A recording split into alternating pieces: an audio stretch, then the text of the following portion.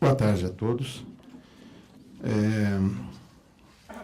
Gostaria de agradecer muito ao convite, poder estar aqui nessa tarde discutindo saúde pública com vocês e dizer... Alô? Fico muito feliz de ter escutado reverberar aqui nessa sala a palavra celebrar. Eu acho que o SUS, com 30 anos agora, é motivo de celebração na sociedade brasileira, sim. O SUS, ele é uma luta social. Sob certo aspecto, ele é uma luta da sociedade brasileira. Ele nasce no corpo da sociedade brasileira, se desenvolve, né, através do movimento da reforma sanitária e se consolida dentro da estrutura do Estado. E se consolida, mas permanece como uma luta. Esse é um aspecto que eu vou querer levantar depois. Então, essas lutas sociais, a gente tem que celebrar conduzindo ela, pelejando, lutando. Eu acho que esse fórum é um ambiente de luta.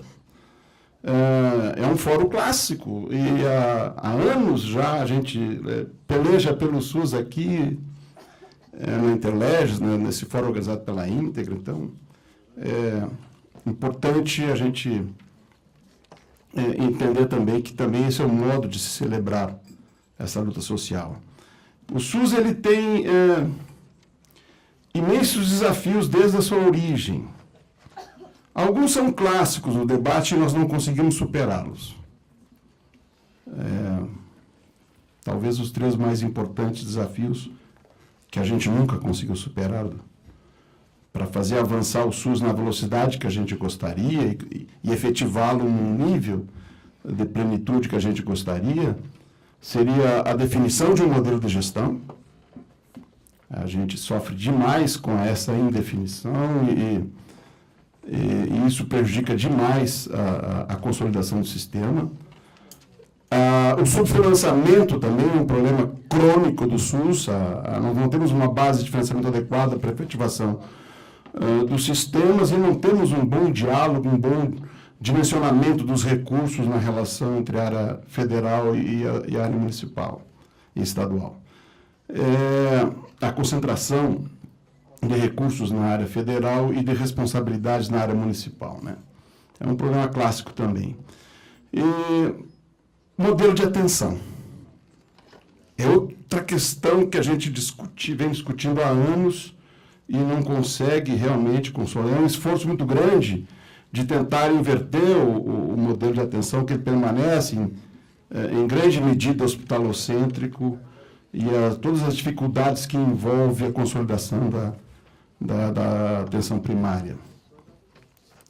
Nesses anos se juntam a esses desafios que nós não conseguimos superá-los, são estruturais e estruturantes, a falta de blindagem política, problema da nossa organização política, nosso modelo político, né? E o ganho de irracionalidade com a intervenção crescente judiciária, né? Especialmente das ações individuais, né? Esse volume tsunâmico de ações individuais e as ações, dada a natureza do direito, são casuísticas e, na medida que são casuísticas, são antissistêmicas. Então, é um ganho de irracionalidade muito grande para a gestão de um sistema que já carece de deficiência na base de financiamento, de falta de modelo de gestão e uma dificuldade de consolidar o seu modelo de atenção preconizado estruturalmente. Esse é um quadro geral dos desafios. Mas talvez o desafio do SUS seja um desafio bem maior. Eu acho que nós construímos no SUS talvez um dos mais belos capítulos da jovem democracia brasileira. Eu acho que o SUS é um capítulo belíssimo da luta política, social e democrática brasileira. Mas eu disse há alguns anos atrás, há uns bons anos atrás, em alguns fóruns, Rio de Janeiro, aqui em Brasília, quando presidia a Associação Nacional do Ministério Público de Defesa da Saúde, militando, então, através dessa sociedade civil, que isso não é um órgão do Ministério Público, nas fileiras da reforma, do movimento da reforma sanitária. Em alguns fóruns eu disse que talvez o erro estratégico mais importante que o SUS tenha cometido foi acreditar na ideia de Estado de Direito. Porque uma vez que a reforma sanitária consegue consolidar de uma maneira extraordinária o sistema no plano do direito constitucional positivado, passa a ser parte integrante do Estado, porque, veja bem, uma política de Estado integra o Estado. Na medida que nós não conseguimos efetivar uma política de Estado, nós não estamos conseguindo efetivar o Estado. Né? E aí eu dizia, talvez essa crença ingênua na ideia de que o Estado de Direito é algo que, por simples fato de existir, se realiza.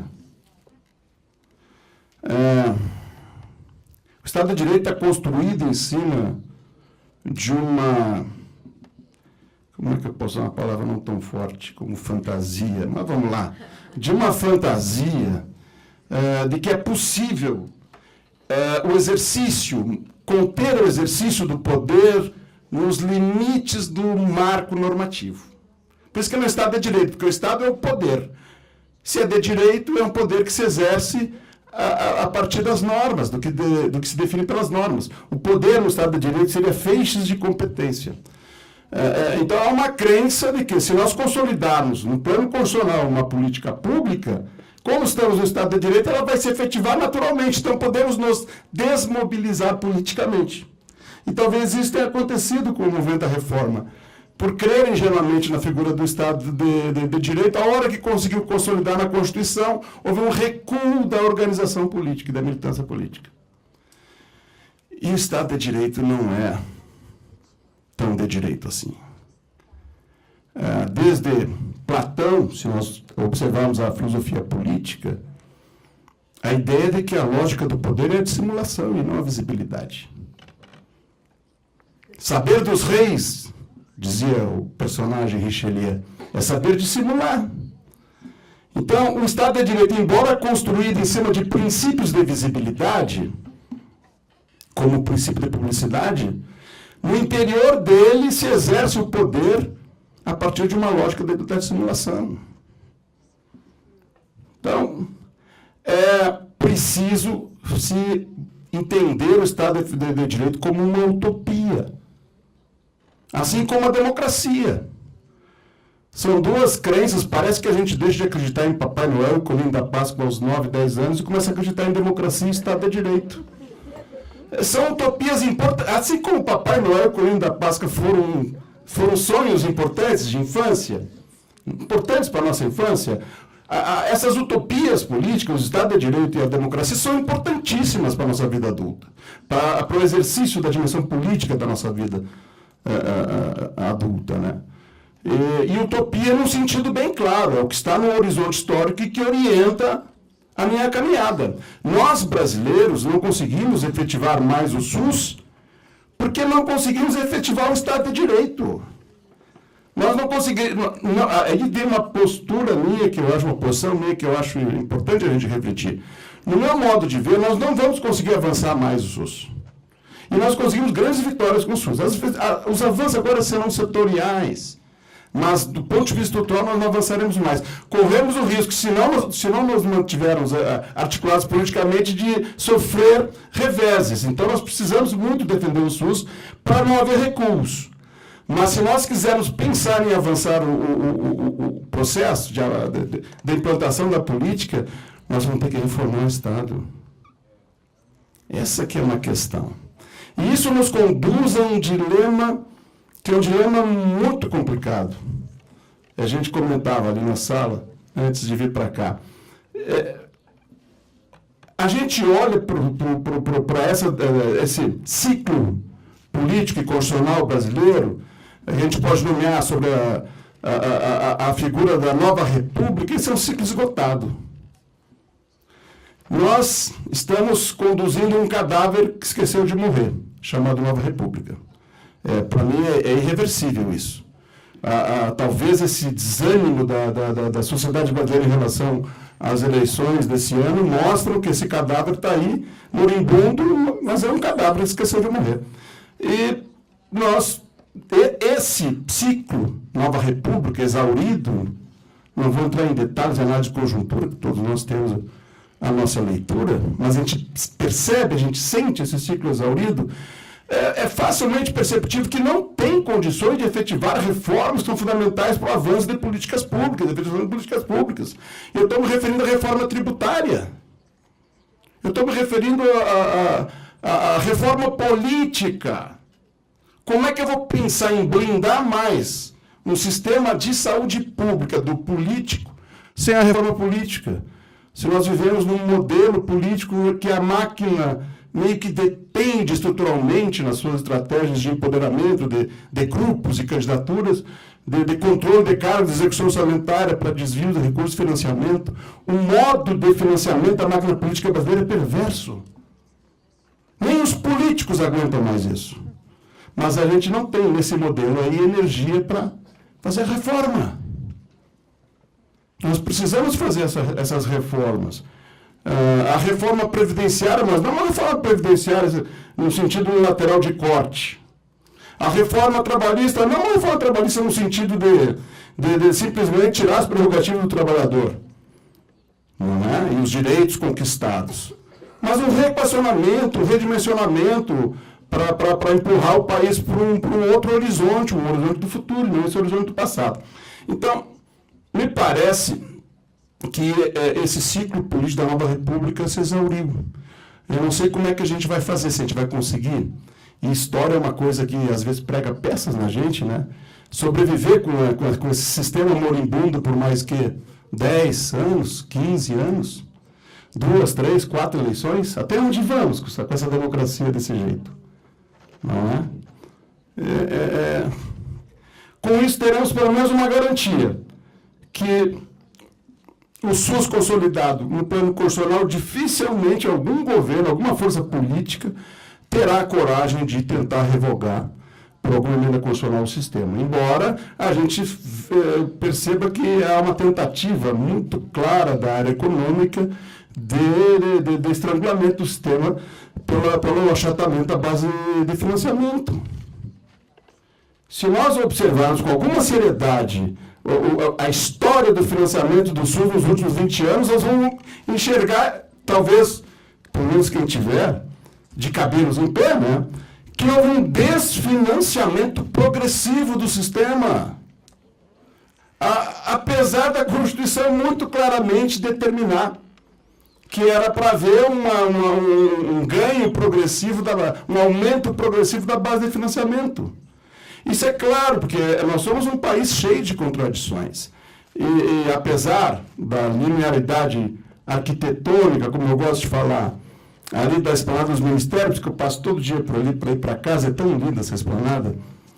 E apesar da linearidade arquitetônica, o que há é um abismo, são distâncias abissais entre certos ministérios e outros ministérios, especialmente a área econômica e a área social, e a gente sabe muito bem que governos não são unidades.